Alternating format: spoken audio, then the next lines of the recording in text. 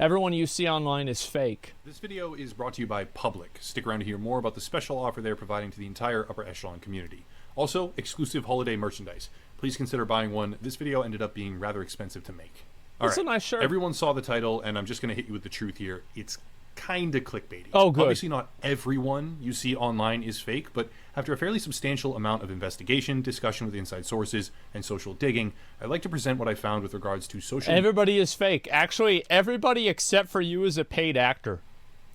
Yeah, you're actually on a television show, and everybody in the outside world is watching you just to see how you'll react and everything. Yeah, you go to the store, it's an actor. You find a girlfriend, she's an actor. You know, all of that stuff. Parents, actors, that's right. And there's like cameras. You guys should look around if you find any cameras. Yeah, there's got to be one of them or two of them around there. Media influencers and the corrosive reality of what is, and more likely is not, real engagement. Here's the hook. Let's call it my proposition for you to continue watching the video. Okay. Yesterday, I ran the largest Twitter spaces in the world for Web3, NFTs, and crypto. It was me. I had the largest concurrent listener count, the largest number of total clicks. I gained traffic from people I had never met before, pure current listener. 281,000 people joined that. That's pretty fucking insane. That's a lot of people. Yeah, that is a lot. Holy shit. Wow. Count, the largest number of total clicks. I gained traffic from people I had never met before, purely because of the size, and all of it was fake. Throughout the entire broadcast, I was open and plain about what this really was and why I was doing it. This was an experiment, nothing more, nothing less. Could I take a relatively unknown burner account on Twitter and turn it into the largest crypto spaces on the entire platform within, 10 to 15 minutes? Answer, yes. Okay. Yes, I could. I'd like to state very plainly that the inspiration for this video came from a user named Mr. Zero Chill on Twitter. After having a decent conversation with him in the background, his work exposing bot traffic and detailing issues within social media was instrumental in my own production, and as a result, I'll be linking to his profile down below. Okay. This is the reality. Nice. Many of your favorite online influencers, from fitness to finance, crypto, fashion, and more, are powered by an artificial engine of bot traffic and fake engagement. Now, some people may... That's a lot. I'm curious to see what this is going to be. All right, here we go. Hear this and say, yeah, no shit. But the problem is far deeper and more infectious than many are currently aware of. And today, we're going to look at exactly how it's done. All right, today's video sponsor, if you want to diversify your investments or even explore investing for the very first time, is Public.com. Public.com is an investment platform that helps members learn and become better in the space. One of the best aspects of this platform, in my opinion, is something called payment for order flow, or in this particular case, a lack of that procedure. A lot of platforms will actually flat out sell your data, your trade. I feel like if you make one of these, you probably make a lot of money. Like one of these apps, like for sure. Data to market makers, and Public.com does not participate in this activity, which is a tremendous positive in my eyes. With advanced company-specific data, unique market metrics, and analyst insights, Public.com will better inform investors on how they wish to trade, with options for alternative assets as well, including everything from traditional investments like stocks and ETFs, all the way to things like art and collectibles, such as a PSA 10 first edition Charizard card that has been securitized with the SEC, or even retro video games. What the fuck? That's crazy. People are gonna... I'm gonna be on it. I'm gonna be on it, boys. You go and you invest in a Charizard card, and you go and you invest in an NFT, it's the same thing to me. It's a market I found myself becoming extremely interested in. If you click the link down below or go to public.com/UEG, you'll get one free stock worth up to $300 when you create your account, and for a limited time when you sign up, you can get up to $10,000 when transferring your existing account from another. I bet with these smaller markets, you can manipulate them really easily. If you have like maybe, I'd say like $20 million of like liquid money, you can probably manipulate these markets really well. Oh, wow. That's actually such a good opportunity. Holy fuck, man. That's on MTG Finance subreddit? Yeah. Control it? Yeah. You just had, this is, holy fuck, Miskif lost so much? That's because the thing is that he's like, oh my god. That opens up so many possibilities. Just 20 mil, you have that in back pocket? No, but you get like a few guys together, and then everybody puts their money together and you start having an influence, you know? And then you invest and like you spend money on things in strategic ways to increase value in certain places and then resell on top of that value. It's the same kind of shit that people do with I mean, it's not really even that complicated. It's you're just buying shit and then reselling it for a higher price. Basically like a cartel. I would prefer to call it a secret society. But yeah. Yeah, something like that. Yeah, it's called Supreme. Isn't that illegal? Well, all the best ideas are illegal. Broker. Details are down below in the description. Again, public.com/UEG, or click the link down below to sign up today. Big thank you to Public for sponsoring the channel. Here's how it all works. Now, this is not a tutorial per se, but we're all adults here, and this time I won't be taking steps to censor anything. Okay. Full disclosure, I don't care if my Twitter account gets banned, and it might for publicly acknowledging all of this. I think I already it's a burner anyway, but I'd like to be fully clear that this is not something ethical people do. This is a dishonest practice that happens to be extremely common in the world of social media, and it is highly frowned upon. Do not do it. You can lose your profile, thus losing the money that you spent, and you can destroy your online reputation. Do not do this. I make this video as an expose, not a tutorial. Keep that in mind. Okay, so how do we do it? Anyway, first you need a foundation or an account. There are plenty of options here, but the website I used, more on this later because I didn't actually use that account in my experiment, was called PlayerUp. PlayerUp sells Twitter accounts. Not just Twitter accounts, but Facebook pages, Instagram pages. Yeah, this is how people would get verified accounts, is they would get verified accounts on one of these websites. Usually to buy a verified account, it was like $15-20. It wasn't that much on Twitter because people had plenty of depreciated accounts from like different platforms that were no longer used. They sold the account, etc. And yeah, well, these are the old verifications, right? So like if you mouse over the verification on Twitter, you can see like, oh, it's actually verified, not it's actually $8. So yeah, this is the thing. Channels, TikTok profiles, everything. That's not the only site either. There's more. Like FameSwap, Social Tradia, Swapped, 2Fame, ACCS, etc., etc. But for my own personal experiment, I used PlayerUp. Scrolling through, I started to look for a crypto-centered NFT profile. There is an entire section of the bot ecosystem now exclusively focused directly on Web3, crypto, and NFTs. Oh, wow. So that was just a really easy example to use.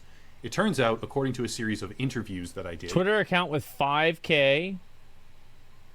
Oh, I see. Here we go. And so then you buy the different Twitter accounts. Nothing larger currently, no. Okay, currently we serve all of these 10 stocks mean government accounts. Oh, that's great.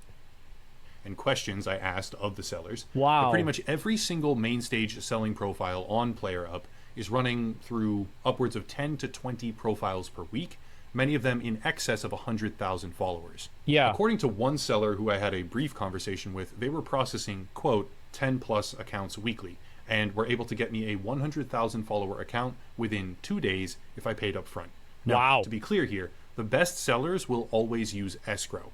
After an interview with a vendor who completely panicked when they realized who I was and why I was interviewing them in the first place, begging for anonymity, which I will grant them, the highest reputation sellers are able to run through over a dozen accounts per week easily that can total anywhere from 100 to 500,000 followers each individually, where the majority of those followers are actual people, real people, who simply engage heavily with whatever space the farmer has targeted.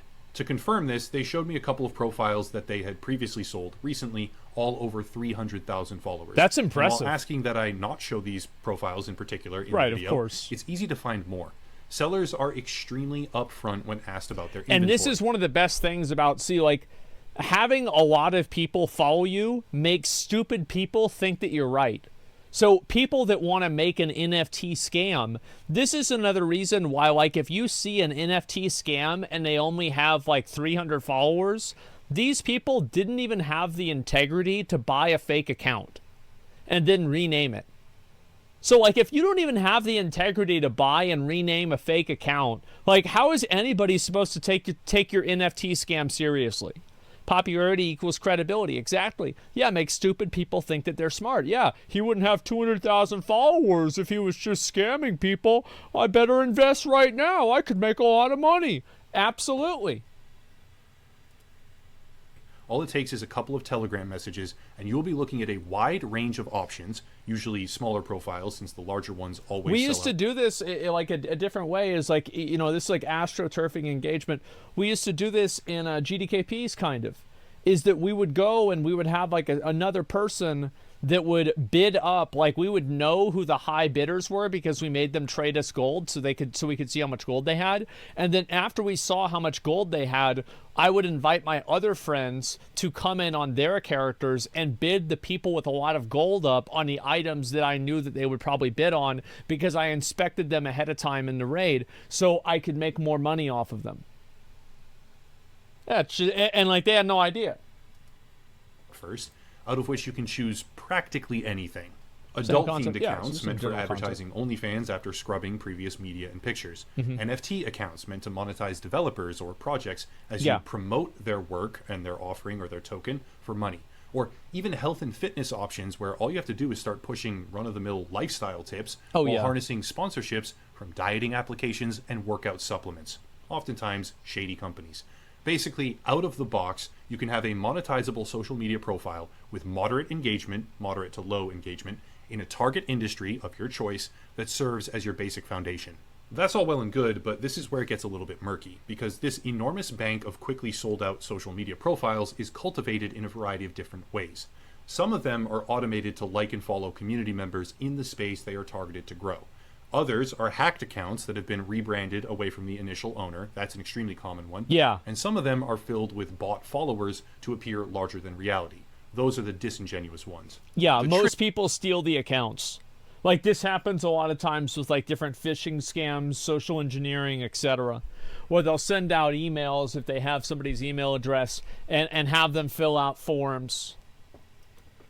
There's not really a lot of hacking that's going on. 90% of hacking is actually just figuring out and changing somebody's password.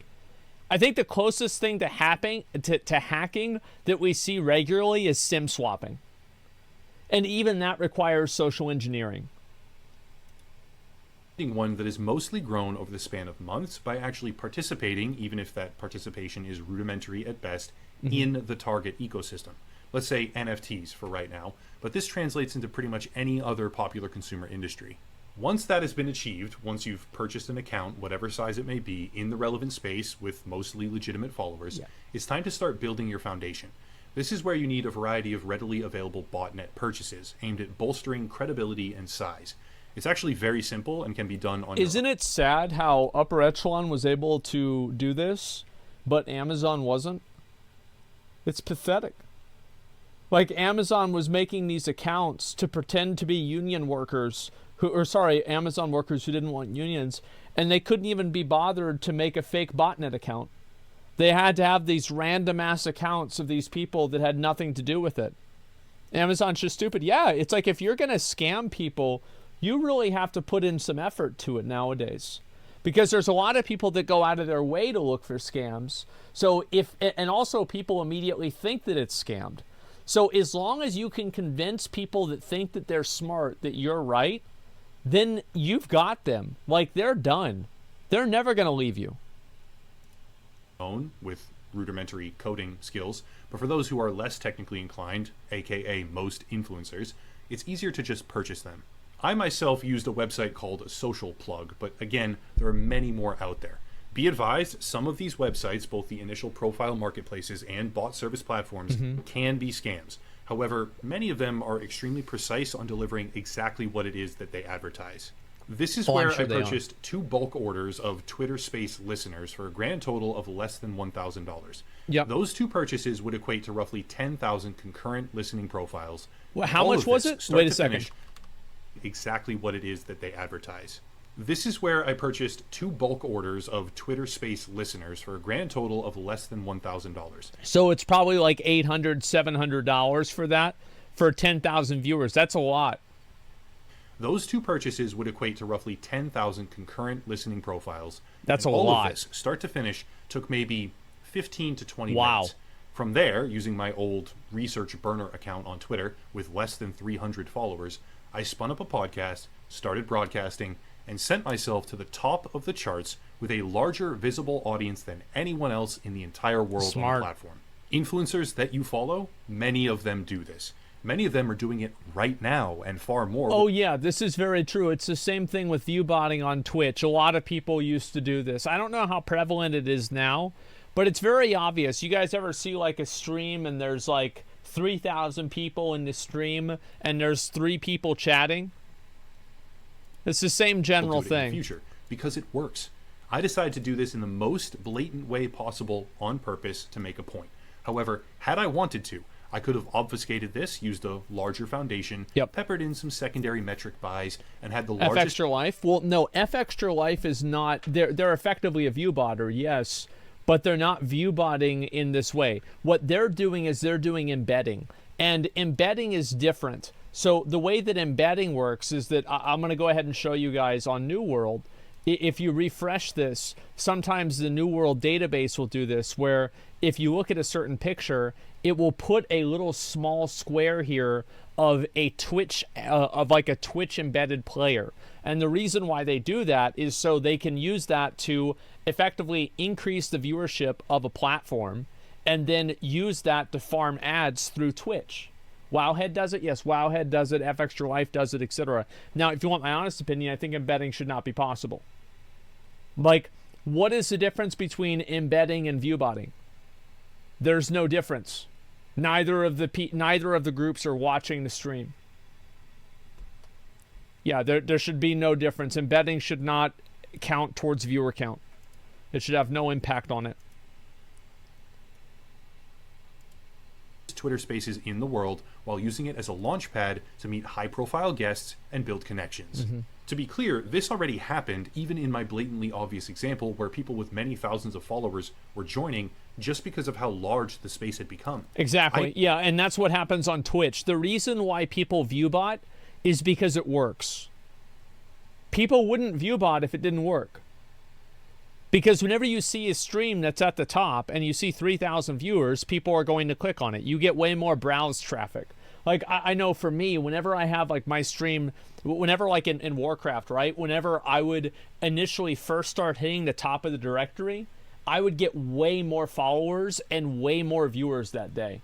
Because it's like a snowball effect. Because as soon as people see something that's big, then they want to look at what it is. And then after they're looking at what it is, other people see something that's even bigger, and then they want to look at what it is too. Hype stream. Can you get banned for viewbotting? Yeah. I invited a few of them to speak and was completely transparent about what it was that I was doing. But with a touch more subtlety and deception, I could launch and hold the largest Twitter Spaces profile in the world for just a few $1,000s. Yeah. However, as with any deception-based growth tactic, you need to be careful because there are a lot of different ways to grow, each with their own risk profile. The best way, organic traffic, of course. Make real content, people are interested, they follow or subscribe. No, it's too much work. What about number 2? End of story. That's ideal. But growth hackers and a larger than you probably expect number of influencers on social media that many of us follow in our day-to-day lives without even knowing it, they don't have the patience for that. Once you have your foundation, it's time to start bolstering routine numbers. For that, you need a botnet, ready and waiting to make every single thing that you post seem popular. Yes. Services for this are everywhere, yet again, just like the initial account purchase. And some of them are more expensive. And you'll see these tweets on Twitter sometimes. It's like there'll be some tweet that has like 89,000 likes on it or something like that. And it has 47 replies. Than others, so you can shop around. However, the end result is pretty simple. Pick your poison, pay the money, and suddenly everything you put out there seems to be popular. Exactly. Excellent. Foundation, baseline popularity, and the ability to catapult yourself to the top spot on whatever platform you have chosen at any given time. TikTok Live, Twitter Spaces, even YouTube streams. This is where we need to understand the balance, though. Doing this requires finesse. Because if you overstep, your reputation burns, and it will take a tremendous amount of effort and time to reverse that. Yeah, you should never viewbot more than 50% of your average viewership. So, like, if you're getting 1,000 viewers, you should never viewbot above 500 viewers. And that way you have plausible deniability, or even maybe above 1,000 or so. Because as, like, the numbers get up higher, it's easier to obfuscate what it really looks like. How do you know that number? I don't. I think this is just kind of the way that I look at it, and it's like how to deceive people. These are the different types of view botting that I think works and view botting that I think doesn't work. Twitter Spaces, for the example today, can be bought with less than $1,000. But without the proper foundation, you won't have enough real people in the mix to hide your tracks. What a lot of people simply do not realize, though... It's like, for example, the people that like really get fucked with view botting are people like Ponyhoff, right? Like, this guy's view botting for like 15,000, 8,000 people, and he's got 3 people in the stream. Everybody knows that he's view botting. It's so obvious. But if there's plausible deniability that you're view botting, then it's very different. Is that a broadcast containing, say, 10,000 viewers regularly could have 9,000 fake ones, and it would become incredibly hard for regular viewers to even tell in that circumstance. The 1 in 10 real people provide enough engagement as cover to avoid obvious assumptions. Exactly. Also, sometimes you'll have a Twitter space where they routinely have technical difficulties, and that's usually a very clear indicator that they are botting the traffic. And all you really have to do, though, if you have, let's say, 1 in 10 real people, is use the bot traffic to promote yourself to the top or push yourself to the top of the listing and increase your desirability for guest speakers and brands.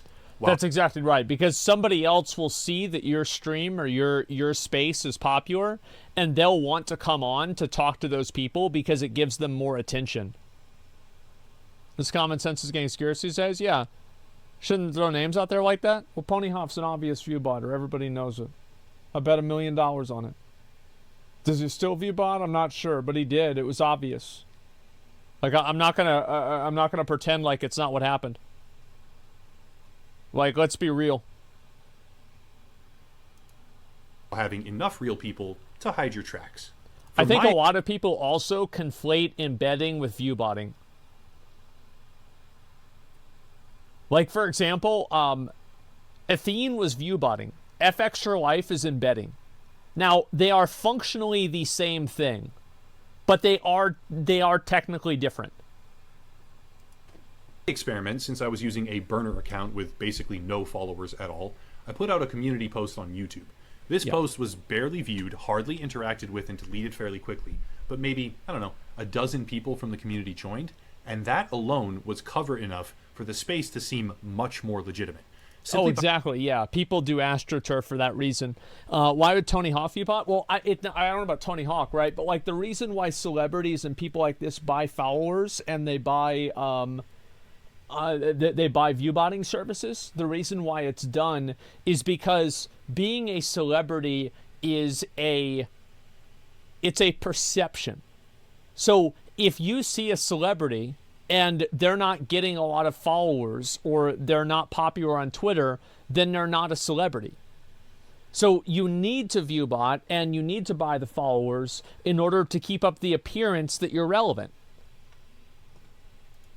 By occupying the top. What's AstroTurf? AstroTurfing is whenever you create a false premise online, effectively. Top slot. Yeah, it's cultivating an image. I was attracting people that had no idea who I was, even verified people. And after a few more got elevated to speakers, as they joined, I promoted them to speakers. I was having a consistent conversation with some really cool people as the #1 Twitter Spaces in the world that day for less than $1,000. There it is. This phenomenon, especially for what you consider to be larger influencers who actually do have disposable capital at their fingertips. I'm actually really glad this video is what it is. Whenever I looked at the title, I thought it was just going to be a video about how girls use filters on Instagram and they don't look like that in real life. This is a much better video than I had originally expected based off of the title. I like this a lot. This is awesome. They can do this with is far more common than most people realize. I'm talking pervasive and incredibly frequent. Yep. Successfully determining who is or is not using this kind of tactic has become increasingly important as social media evolves. Yeah. As an example of what I'm talking about, originally discovered by Mr. Zero Chill on Twitter, we can look at transition.eth. Transition.eth, also known as Transition57, is an influencer in the NFT space who aggressively utilizes their platform to promote projects and cash in on developer marketing budgets. Right? So they're making a lot of money doing this, and they're kind of prolific in the space. That's fine, except it's a hacked account with all activity prior to 2021 purged, that used to belong to Redskins Hall of Famer Ken Harvey, a football player. Most likely hacked and repurposed its verification checkmark back in the day. This account serves as a perfect example of how social media profiles are commodified and turned into monetizable foundations by bad faith actors using dishonest tactics. Exactly. The industry of bot traffic is thriving right now. While purchasing my own personal bot army that took me to the #1 spot on Twitter Spaces, I actually had a bit of an issue where half of the order didn't come through on time. But I was receiving minute-by-minute customer support and troubleshooting from an actual person who was making sure that my order was fulfilled. And how long does it take to get a ticket from Blizzard? Was it 54 days or something like that? Like a week? Like, how is this possible? What the fuck, man? How is it that these botnets have, like, is Dave a bot? I mean, I don't know. This is crazy. Filled with incredible response time. I shit you not. The customer service I received from a social media botting platform. This does make sense, though. Because the reason why is that you'll always get better service from people whenever you're dealing with things that are illegal. It's either going to be a lot better or a lot worse. Like, for example, whenever you're doing or buying or selling anything that you shouldn't be buying or selling, there's going to be a much higher bar of, like, hospitality, of understanding, of conversation, and everything like that. Because at that point, you have to make sure that this person is, like, very, very happy. Because if they're not happy, they could expose you, they could make you look bad, they could fuck you up, they could do anything like this. So you want to make sure that there is a very, very well understood sense of respect between you and the other person. Yeah, when we deal as like my grandmother, exactly, because they don't want to give you any reason for you to stop the gravy train. Is that technically illegal? Yeah, well, yeah, that's what I'm saying, right? That's what I'm saying. It's like if you're dealing in illegal things, the people that you will deal with are generally either going to kill you or be your best friend and really nice to you. They will be much more polite and pleasant with you than anybody who works at Target. From their CS department was possibly the best customer service I've ever received in my entire digital life, because the industry is not some sort of fringe economy with low traffic. It is a main stage tool, constantly used extensively by social media influencers, especially in order to. And somebody says, is botting illegal? No, botting in these things is not illegal, but if Twitter catches wind of it, they could sue the site. They could sue these different websites and probably win. Because the websites are like maliciously using their platform to create false accounts. I mean, for sure they'd be able to do that. I mean, Blizzard sued Honor Buddy and they won in German court in like 2009 or something like this. So there's already precedent for this stuff happening. And also, like, do you think that these companies want Twitter looking into them? You see what I'm saying? Like, do you think they want this to happen? No. Artificially capitalize on sponsorships, marketing budgets, and fame. Twitter's ecosystem, focusing on Twitter because that's where I ran this experiment, isn't capable of shaking this off. Elon Musk has stated that he will eradicate the bots, but the Twitter we know today, the platform it is right now, cannot sustain that decision. Advertisers are wasting unbelievable amounts of money on falsified profiles without even knowing it, while Twitter harvests enormous amounts of revenue in the process, and the problem is only growing. And that's what Elon Musk was talking about how many bots were on the platform, is that it's not hard. Like, you don't have to be a genius to see a tweet that's viral with 80,000 likes and 17 comments. Okay? Like, you don't have to be a genius to think to yourself, this looks a little bit fishy to me. Well, I don't know about this one, guys. What's to be done? No idea. Brands are spending money on sponsorships, projects are spending money for marketing, and artificially grown accounts are harvesting a hefty chunk of all of it in the process. That's bad for basically everyone except the growth hackers, and yet it continues day in and day out across the entire platform. Before ending, though, this is the juicy part. I'll leave you with this. Earlier, I talked about the account purchasing phase and how one of the sellers I showed wasn't the one that I used. That was intentional, not a slip up, because even though I didn't use it during my Twitter Spaces listener experiment, I did purchase an NFT profile, a Twitter profile, with over 100,000 followers. Wow. I live among you now, crypto bros. I'm out there with a Twitter account that should be relatively hard to identify without serious investigation, and probably impossible to identify unless I tell you the @ or the handle or whatever. I love And I will this. now attempt to cultivate that profile into a prominent crypto influencer. If I succeed, well, that's the obvious follow-up. I love this. Because if I succeed in crafting what appears to be a semi-famous crypto personality on Twitter, I will then reveal myself. Surprise, motherfuckers. Once again, reiterating that the influencers you all look up to in many separate industries have built their presence on lies and falsified traffic. Now, total transparency. The title, yes, it was clickbaity, sort of. But having explored this world even just moderately... I don't think that's true at all. I actually think this title, like, this video was a very pleasant surprise for me. I've loved this. This is awesome. It is clear that the landscape of social media influence is an evolving economy where the presence of fraudulent methods, actors, and profiles... I would say it's bad clickbait. Because, the actual premise of the video is better than the title. Far larger than most people understand.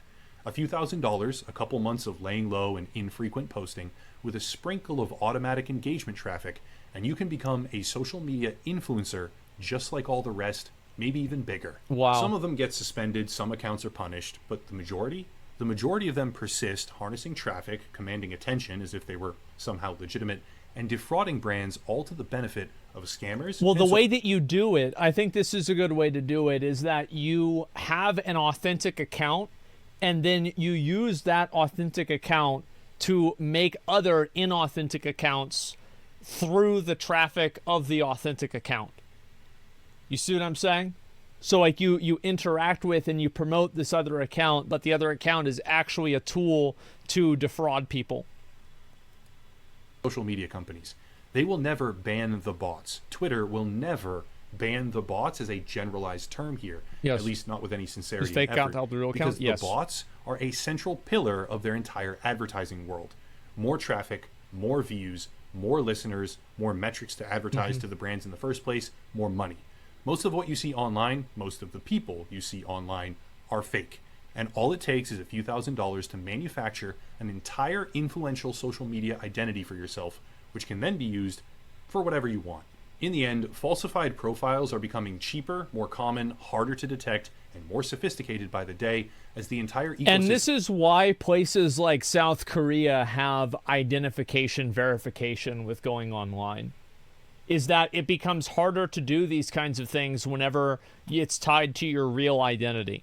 And this is everything is a good and a bad thing, you know? It's like if you cut somebody's leg off, they lose weight. Well, losing weight's good, but now you don't have a leg.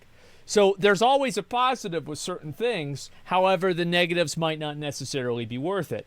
I think that for a lot of people, like being anonymous online is something that people value very highly. That's why VPNs are so popular. Well, that's not really why. It's because of porn. But it's a reason why VPNs are popular. It's not the main reason. But yes, I think that this is very, very common. Now, is this going to happen in the U.S.? I don't know. And I really mean that. I legitimately don't know if it'll happen or not. But other companies or other countries, Freudian slip there, they do this because to avoid bots and like this kind of stuff. With social media, that's why toxicity is common on the internet. Yeah, as a core part of the advertising structure. Everyone you see online is fake, or at least you should treat them that way until you know for sure. That's it. If you want to support, please consider subscribing on Patreon or Locals, or maybe even buying the holiday merchandise. This video did end and that's why, by the way, like I have phone verification. Like if you're typing in my chat right now, it's because you guys have identified and verified with your phone. And the reason why I have that is because whenever I didn't have that, there would be bots all the time. And there'd just be crazy bad boys all the time. True, yeah. I don't have a phone. I haven't. I think that if you had been following and you had chatted before this, it doesn't retroactively apply to you. But I know that if it's a new account, not only bots, People have been making new accounts to say crazy shit daily. Yeah, there's some real nutballs. Yeah, you get grandfathered in. But that's effectively what I do, is I have the verified account only thing. And I remember whenever I changed it on my main channel and I went from verified to unverified accounts, the most weird thing happened is that I actually got way more chatters. Like, I would have like 21,000 chatters a day normally, and then I turned it off and I had like 35,000 chatters. But it made my viewership lower, which means that having all of those extra dumbasses in chat actually made other players leave, or other viewers leave. They're like, fuck this, like, I don't want to, these guys are fucking stupid. It's nuts, man. I did some research and I tested it for myself. Costing quite a bit of money to make, so that I could speak from a position of absolute authority, having personally gone through and done everything that I would be speaking about. Also, enormous shout out to Mr. Zero Chill on Twitter, who basically showed me this topic in the first place and inspired me. This is Links are great. down below, also the video sponsor, of course, as well as some other stuff, but I'll cut it there and stop rambling. As always, thank you all for watching, and have a nice night. Damn. Oh, he brought the giraffe back. That's great. I was wondering whatever happened to him. Yeah, too many band evaders? Exactly. Yeah, and you guys have maybe noticed that the nutballs have pretty much, there's not that many nutballs in the chat anymore. Like, it actually isn't. Like, there's not as many of them. Now, there's still some people, but like, it cut down like 80% of the nutballs. It was a massive fucking decrease, man. They'll come back if you play Classic WoW. No, because none of them have smartphones, man. They're in Classic WoW. They still got flip phones. They got the Motorola Razr from 2005. Yeah, it's okay. Yeah, I know there's some nutballs in chat, but they don't really make themselves known. Please, guys, go ahead and give Upper Echelon Gamers a sub and a like. This video is so good. Oh my god, I love this. This is the exact type of, like, I feel like this guy does more journalism than CNN. Like, every single one, like, he's done a number of these videos that are actually extremely in-depth. Remember whenever he was talking about, like, the Cyberpunk 2077 stuff? Like, it was so good, man. Yeah, not hard to do these days? Well, at least he's trying. I love these types of stories. These types of stories encourage me, and they actually inspire me to make some, you know, more different type of content myself. I think it's great. It was eye-opening? Yeah, I know. About FTX and the mass media bullshit? Is this about, like, how FTX was, like, donating to the Democratic Party and how the people aren't going as hard on him for it? And, like, the Ukraine connection and stuff? Because I've already read about that. Yeah, I've seen a bunch of that stuff already. Like how people say it's easy, but it's not really. It's really not as successful. Well, no, it's not as successful, but it's more successful than doing it on your own. They donate to both parties. Well, I think anybody. The thing is that if you are a company, you should always be donating to both political parties all the time. Because what if your political party loses? Well, then you lose. But if you're donating to both of them, then you never lose. Always play both sides. Always do it. You never, listen, I've always believed you should never stab somebody from the front. Always stab them in the back. People will not respect you more if you're direct with them. No, always do that. But you always lose? No, you don't, because you're spending the money and then they do stuff for you. Corruption is legal, might as well participate. Well, you've got to play. The thing is that they didn't write. Well, actually, they did write the rules. So, yeah, never mind about that. Okay. Well, anyway, let's go ahead. I'll link this for you guys one more time. That's like betting black and red on roulette. You gain nothing. Okay. All right. So, let's say there are two options. And if you pick the right option, you get $10,000 and you spend $1,000. And if you pick the wrong option, you lose all of your money. So you either stand to gain $10,000 or you stand to lose all of your money, the $1,000. So wouldn't it just be a better idea to spend $2,000, invest in both of them, and come out ahead. You see how that works? One freaking guy. No, there are a lot of people. You'll be very surprised at how many people don't understand how numbers work. Like, whenever I did school, you know, the show on Miskiff Stream, I was on there a couple of times. It was scary. Legitimately scary to me that it was like 8 times 7, and everybody's like, oh, fuck, oh, God. Okay, all right, so let's go. All right, let's go back. Okay, so you carry the 3. Wait, no, you don't. You don't carry the 3. Fuck, okay. I think it's like 31. It's got to be like 31. Yeah, 31, guys.